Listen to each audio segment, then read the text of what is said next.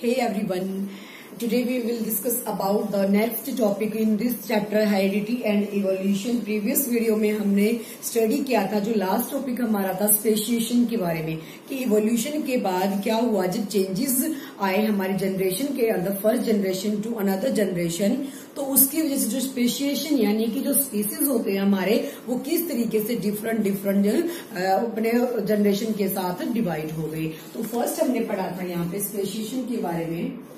Speciation यानी कि species का डिफरेंट हो जाना, सेपरेट आउट हो जाना। तो यहाँ हम लिखेंगे सेपरेशन ऑफ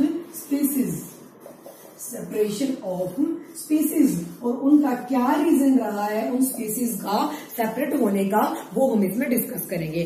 फर्स्ट हमारा जो है इसके अंदर की क्या क्या रीजन रहे हैं जो स्पीसीज क्या हुए हैं सेपरेट आउट हुए हैं अपनी जनरेशन से। ठीक है, अब जो फर्स्ट है हमारा यहाँ पे वो है नेचुरल। फर्स्ट है नेचुरल सिलेक्शन। जब हुआ नेचुरल सिलेक्शन, तो नेचर यानी कि नेचुरल है ऑब्वियसली किसने इसको सिलेक्ट किया है, नेचर ने किया है। लेट अस टेक एग्जांपल, हम कोई एग्जांपल लेते हैं। जो बीटल्स होते हैं, बीटल्स हमारे क्या होते हैं, बीटल्स को हिंदी में बोला गया है भृंग, यानी कि जो छोटे छोटे क्या होते हैं स्पीसीज होते हैं जो प्लांट्स के ऊपर मोस्टली होंगे। तो यहाँ पे हमने जो नेचुरल सिलेक्शन है उसके प्रोसीजर को समझना है कि किस तरीके से जो नेचर ने उन स्पीसीज को क्या किया है सेपरेट कर दिया उनकी जनरेशन से। तो यहाँ अगर मैंने मान लिया मोर प्लांट्स है हमारे पास, हर प्लांट्स के ऊपर क्या है बीटल है, हर प्लांट्स के ऊपर बीटल है, किसी के ऊपर रेड है किसी के ऊपर ब्लू है, रेड ब्लू। लेकिन यहां से नेचर ने, अब जैसे यहां हमारे पास गिवन है रेड और ब्लू कलर के बीटल, लेकिन यहाँ पे नेचर ने कुछ ऐसा क्रिएट किया जो कि एडवांटेज बन गया हमारे लिए, यानी कि इन्होंने ग्रीन कलर का जो बीटल है वो प्रोड्यूस हुआ। अब वो ग्रीन कलर का बीटल किस रीजन से है, दिस इज इवोल्यूशन। जब चेंजेस आते हैं one generation to another generation, the changes are किसके अंदर, one generation to another generation. उस चेंज की वजह से, उस इवोल्यूशन की वजह से क्या हुआ, जो ये बीटल्स हैं वो रेड से कहां चले गए, ग्रीन में चले गए या ब्लू से ग्रीन में चले गए। अब वो होती क्यों है, क्योंकि जब हमारा रिप्रोडक्टिव सिस्टम होता है तो फीमेल और मेल दोनों के हाफ कैरेक्टर किसके अंदर आते हैं, न्यू बोर्न बेबी के अंदर। तो उसके अंदर जो कैरेक्टर आए हैं वो डीएनए कॉपिंग की वजह से यहाँ आए हैं। तो मेल के अलग फीमेल के अंदर, तो बेबी क्या होंगे, डिफरेंट होंगे। तो उसकी वजह से जो चेंज आया है इनके अंदर क्या बोला गया, इवोल्यूशन। इस चेंज की वजह से जो ये बीटल्स होते हैं इनका कलर कैसा हो गया, ग्रीन हो गया।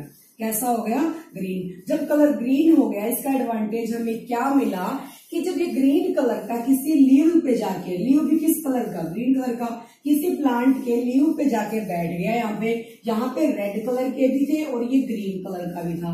लेकिन जो चीजें जो दूसरे स्पीसीज आए उनको सिर्फ रेड कलर का दिखा, शो हुआ, क्योंकि जो ग्रीन कलर का वो ग्रीन पे शो नहीं हुआ तो उन्होंने रेड को तो क्या कर दिया, डिस्ट्रॉय कर दिया, और ये ग्रीन जो है ना दिखने की वजह से क्या हो गया, बच गया। तो ये क्या मिला, नेचर को एक एडवांटेज मिला। तो इस तरीके से जो नेचर है उसने सिलेक्शन किया किसका, ग्रीन बीटल्स का। अंडरस्टैंड। तो ये ग्रीन बीटल का जो सिलेक्शन किया वो रेड से क्या हो गया, अलग हो गया। तो यहां से जो रेड ब्लू से है वो ग्रीन सेपरेट आउट हो गया।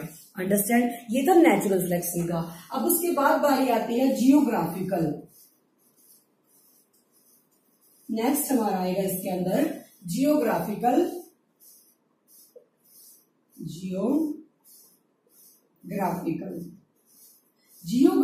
तरीके से, किस तरीके से स्पीसीज क्या हो गए, सेपरेट आउट हो गए।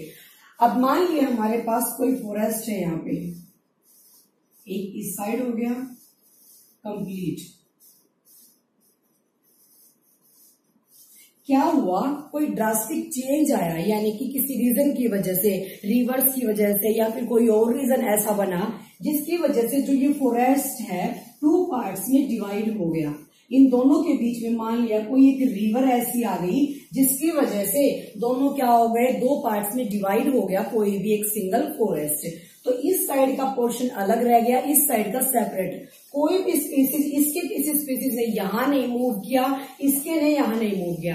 तो इन दोनों के बीच में, इस स्पीसीज के बीच में क्या हुआ, जब रिप्रोडक्शन हुआ इसकी वजह से जो यहाँ पे नई जनरेशन आती गई, इनकी फिर नई जनरेशन, फिर नई जनरेशन, कोई भी यहाँ से यहाँ नहीं गया। इनका भी आपस में जब रिप्रोडक्शन हुआ तो यहाँ पे नई नई जनरेशन क्या हो गई, जनरेट होती चली गई। यहाँ से कोई स्पीसीज इसके अंदर नहीं आया और यहाँ से इसके अंदर नहीं गया, तो जो ये अलग हो गया था इस रिवर की वजह से, तो इनकी जो जनरेशन है उसके ट्रेड्स भी क्या हो गए, अलग हो गए दोनों से, इन दोनों से, दोनों के आपस में डिफरेंट डिफरेंट हो गई। तो इनके बीच में जो नई जनरेशन आई है उनके ट्रेड्स किससे अलग हो गए, इस वाले से अलग हो गए। यानी कि दोनों की जो कैरेक्टरिस्टिक्स है वो क्या हो गई, सेम होने के बाद, एक ही फॉरेस्ट का पार्ट होने के बाद दोनों की जो जनरेशन का ट्रेड है, कैरेक्टरिस्टिक्स है, दोनों के डिफरेंट हो गए। ठीक है, तो ये रीजन रहा जियोग्राफिकल की वजह से। अब उसके बाद जो नेक्स्ट आता है जेनेटिक ड्रिफ्ट। नेक्स्ट है हमारा इसके अंदर genetic drift. Genetic drift, genetic drift का मतलब क्या है, कोई भी क्या हुआ, ड्रास्टिक चेंज आया, यानी कि बहुत बड़ा चेंज, कोई रीजन ऐसा बना जिसकी वजह से, मान लिया हमारे पास 100 तो यहाँ पे है रेड बीटल, ये चीज थी हमारे पास, यहाँ हमारे पास बचे 50 क्या, ब्लू बीटल। ठीक है, ये दोनों हमारे पास जो चीज है, पॉपुलेशन है हमारे पास, हमने क्या किया, कोई ड्रास्टिक चेंज ऐसा आया, यानी कि जैसे मान लो यहाँ पे किसी ने इसको डिस्ट्रॉय करने के लिए वार कर दिया, अटैक किया किसी चीज ने, या तो वो एलिफेंट लगा लो, कोई ऐसी बड़ी चीज जो इसको डिस्ट्रॉय कर सके, छोटे स्पीसीज को, उन्होंने इनको डिस्ट्रॉय किया। यहाँ से जो कुछ मान लिया इसकी तरफ चाह रहे थे, मान लिया यहाँ से जो 75 है वो कहीं मूव कर रहे थे, यहाँ से एलिफेंट, लाइक दैट एलिफेंट, कोई एनिमल आया, उसने इनको क्या कर दिया, डिस्ट्रॉय कर दिया। तो ये 75 क्या हो गए, खत्म ही हो गए बिल्कुल। यहाँ से यहाँ कितने बचे, रेड के यहाँ बच गए 25 और ब्लू के ऑब्वियसली कितने थे, 50। तो पहले हमारी जो पॉपुलेशन थी वो रेड वाले बीटल की मैक्सिमम थी, लेकिन किसी चेंज की वजह से ब्लू वाले की क्या हो गई, मैक्सिमम हो गई, और रेड वाले सिर्फ कितने रह गए, 25 रह गए। तो यहाँ पे क्या हुआ, कोई चेंज आया जिसकी वजह से जो ब्लू वाले हैं, रिप्रोडक्शन के बाद इनकी जनरेशन जब आएगी तो इनकी पॉपुलेशन क्या हो जाएगी, मैक्सिमम हो जाएगी, और इन्हीं के जो ट्रेड्स हैं, जो कैरेक्टरिस्टिक्स हैं, वो मैक्सिमम हो जाएगी किनसे, रेड वाले से। तो रेड वाले की जो पॉपुलेशन है वो कम हो गई, मिनिमम हो गई किससे, ब्लू वाले से। तो इसी वजह से क्या हुआ, इनके अंदर वेरिएशन यानी कि चेंजेस आए, इवोल्यूशन हुआ, और ये सेपरेट आउट हो गए, और ब्लू वाले क्या हो गए, मैक्सिमम हो गए रेड वाले से। अंडरस्टैंड, ये बिल्कुल सिंपल एग्जांपल है इसका, कि आपको समझ आ जाए कि जेनेटिक जीन्स की वजह से इनके जीन्स भी क्या हो गए, अलग अलग जीन्स है, कोई रेड है कोई ब्लू है, तो जो ये जीन्स है ब्लू वाले मैक्सिमम हो गए रेड वाले जीन्स से। अंडरस्टैंड। अब उसके बाद बारी आती है आर्टिफिशियल की। आर्टिफिशियल यानी कि ह्यूमन मेड, जो ह्यूमन मैंस ने क्या किया, अपने हाथों से उस चीज के अंदर चेंज लेके आए, आर्टिफिशियल।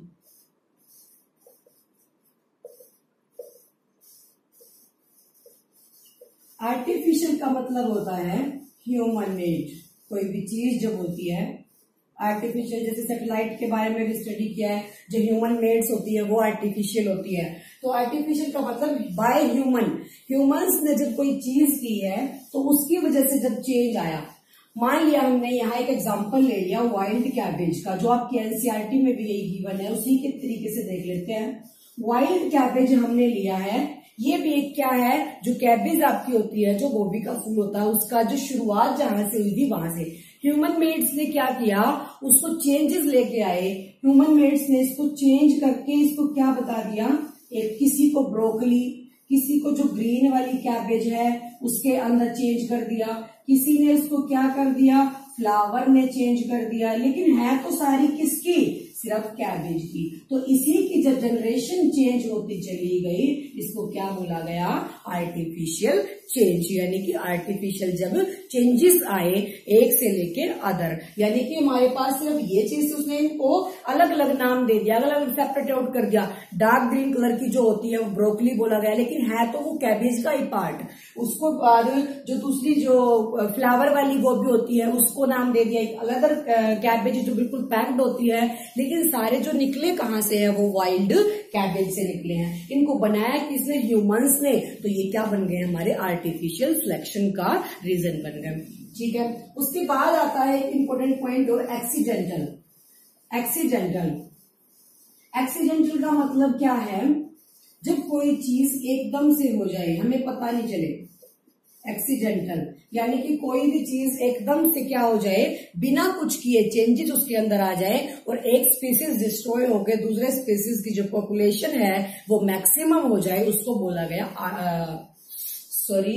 Accidental selection. कि एक्सीडेंट होने की वजह से, किसी रीजन की वजह से एकदम से जो चीज हमें पता नहीं चली और वो क्या हो गई, एक स्पीसीज और दूसरे स्पीसीज की पॉपुलेशन में डिफरेंस आ गया। तो जो जनरेशन वहां क्रिएट हुई है, एक स्पीसीज की कम हुई है, दूसरे की ज्यादा हुई है, तो जो ट्रेड्स हैं वो ज्यादा वाली के क्या हो जाएंगे, आगे जनरेशन में ट्रांसफर हो जाएंगे। अंडरस्टैंड? अब ये था हमारा इवोल्यूशन का पार्ट। इवोल्यूशन का मतलब मैंने आपको पहले भी बहुत बार बताया है कि जो चेंजेस हमारी जनरेशंस के अंदर आए हैं, बिग चेंजेस, उनको बोला गया बाय द डीएनए कॉपिंग।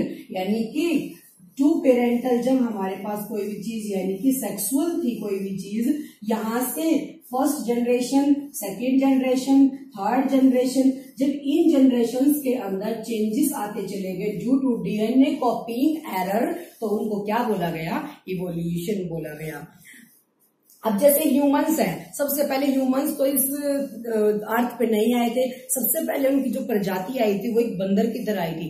धीरे धीरे बहुत सारी जनरेशंस के बाद, जब कम से कम हजारों जो जनरेशन है वो क्रॉस होते चले गए, उसके बाद उसने किसका रूप ले लिया, ह्यूमंस का रूप ले लिया। तो इसी तरीके से जो चेंज आया है after many generations, this is called evolution.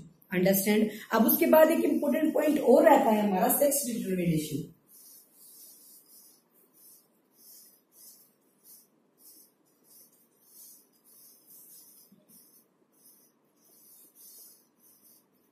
Sex determination. Sex determination का मतलब क्या? डिटरमिनेशन डिटरमाइन करना, यानी कि किसी भी जेंडर का डिटरमिनेशन क्या है, वो किस तरीके से होता है। अब यहां देख लो, मान लिया मेल फीमेल, किसी भी बॉडी के अंदर जो सेल्स होते हैं, सेल्स क्या होंगे, 46 जो होंगे क्रोमोसोम्स होंगे इसके अंदर। सेल्स को बोला गया सोमैटिक। किसी भी बॉडी के अंदर सेल्स हमेशा कहां होंगे, न्यूक्लियस के अंदर होते हैं। सोमैटिक जो सेल्स है उनको क्या बोला गया, सोमैटिक बोला गया। तो इनके अंदर जो ये है, नंबर्स कितने हैं क्रोमोसोम्स के, 46 नंबर्स हैं। क्रोमोसोम्स कितने हैं, 46 किस तरीके से, 23 पेयर्स एक साइड, 23 पेयर्स एक साइड, यानी कि पेयर्स की फॉर्म में। अब जो ये 23 आए हैं, ये क्या होंगे, जो जर्म्स होंगे, जो स्पर्म्स होंगे मेंस में और वुमेन्स के अंदर क्या होंगे, ओवम होंगे। रिप्रोडक्शन के टाइम पे ये बताया था कि जो मेल होते हैं उनके अंदर क्या होते हैं, स्पर्म्स होते हैं, लेकिन जो फीमेल्स होती हैं उनके अंदर क्या होंगे, ओवम होंगे। अब जर्म सेल जो हमारे होंगे यहाँ पे, जर्म्स सेल्स, वो कितने होंगे, 23 होंगे टोटल क्या होंगे, 23। एक पार्ट यहां से निकल गया क्योंकि सिर्फ एक, इसके अंदर 46 और फीमेल के अंदर भी 46 क्रोमोसोम्स। अब 23 यहां से जर्म सेल निकले जिनको बोला गया स्पर्म्स, और 23 हमारे पास किसके थे, ओवम के। 23 और 23 मिलके क्या बन गए, 46 टोटल हो गए। ठीक है, तो यहाँ हमारे पास जो क्रोमोसोम्स थे वो 46 थे और फीमेल के पास भी 46 थे।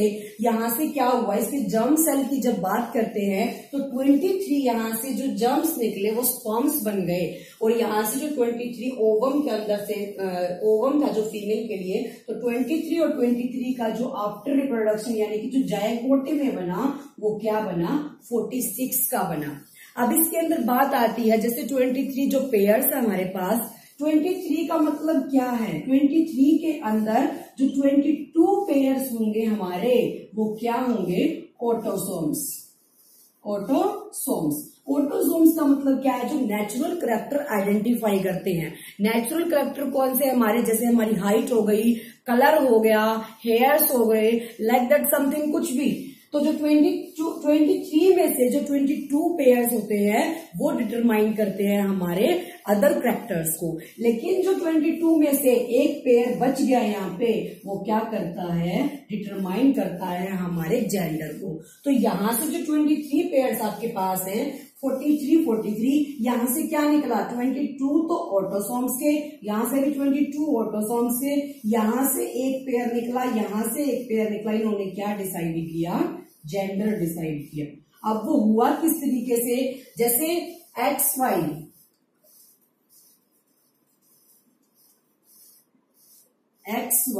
And XX। अब यहां से जो भी इनका पेयर निकलेगा वो किस तरीके से निकलेगा, वो डिफाइन करता है, वो डिटरमाइन करता है किसको, जेंडर को। अगर यहां से हमारा निकलता है X और यहां से क्या निकलता है Y, तो ये क्या बन जाएगा, यानी कि जो बेबी है वो क्या होगा, मेल होगा। और ऐसे ही दूसरा XX निकल जाए तो वो क्या होगा, फीमेल होगा। तो इस तरीके से जो जेंडर है वो डिटरमाइन किए जाते हैं सेक्स के थ्रू, यानी कि जब मेल और फीमेल का क्या होता है, जायगोटे बनता है स्पर्म्स और ओवम की वजह से। अंडरस्टैंड, ये आपका सेक्स के बारे में। अब उसके बाद नेक्स्ट हमारा एक और पॉइंट है इंपॉर्टेंट इसके अंदर, होमोलोगस।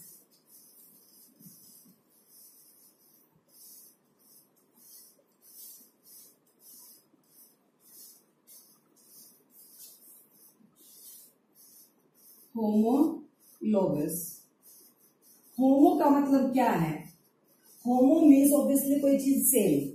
अब यहां पे देखा गया है, होमोलोगस का मतलब है जब स्पीसीज का सेम स्ट्रक्चर क्या हो, same structure but function different, जब स्पीसीज के किसी पार्ट का, जब ऑर्गेनिजम्स के किसी पार्ट का क्या वो स्ट्रक्चर तो क्या गिवन हो, सेम हो, लेकिन जो फंक्शंस होते हैं वो क्या होंगे, डिफरेंट होंगे, तो उनको क्या बोला गया है, होमोलोगस।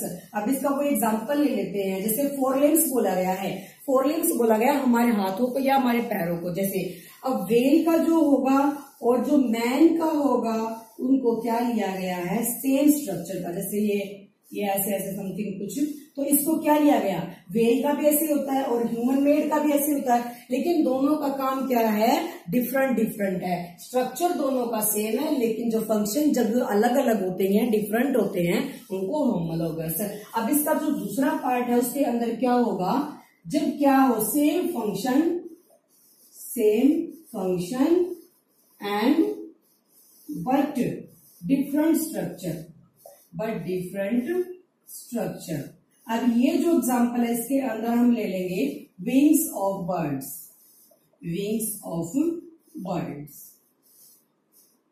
पक्षियों के जो क्या होंगे, पंख होंगे। जैसे बैट का अलग होता है, हमने यहाँ एग्जांपल लिया बैट एंड बटरफ्लाई।